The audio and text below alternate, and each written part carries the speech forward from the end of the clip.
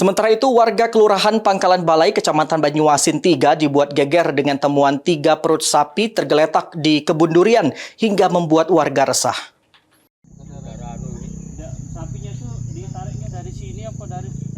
Warga Desa Manggus, Kecamatan Banyuasin 3 dibuat geger dengan adanya temuan 3 perut sapi di kebun durian milik warga. Peristiwa ini diduga bagian dari aksi pencurian sapi yang langsung dipotong di tempat. Miswan selaku Ketua RT mengatakan pelaku kemungkinan besar beraksi pada malam hari dengan cara membius sapi sebelum disembelih. 3 ekor sapi yang menjadi korban pencurian tersebut adalah milik Ngadiso, warga Dusun Manggus RT 36 yang sehari-hari menggantungkan hidup dari berternak. Kasus pencurian sapi dan penjagalan secara langsung sepertinya kan, karena pagi-pagi tadi ada warga yang menemukan 3 perut ekor sapi di pinggir jalan ya kan, tepatnya di RT 18 Kelurahan Pangkalan Balai, Kabupaten Banyuasin 3, Kecamatan Banyuasin 3, Kabupaten Banyuasin ya.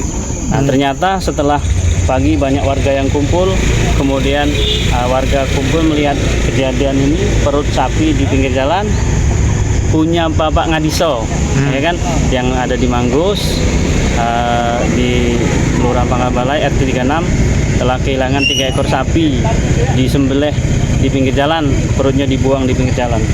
Ini posisinya di RT 18 Kelurahan Pangkalan Balai ya.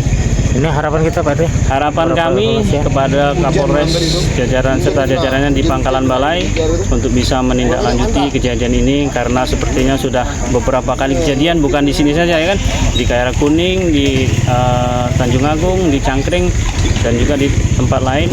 Ini sudah 5 atau ke-6 kalinya.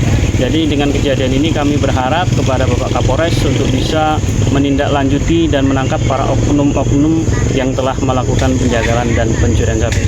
Dengan kejadian ini diharapkan kepolisian dapat segera mengungkap dalang di balik pencurian yang tergolong sadis dan juga merugikan peternak kecil. Ridho Ilahi, PAL TV.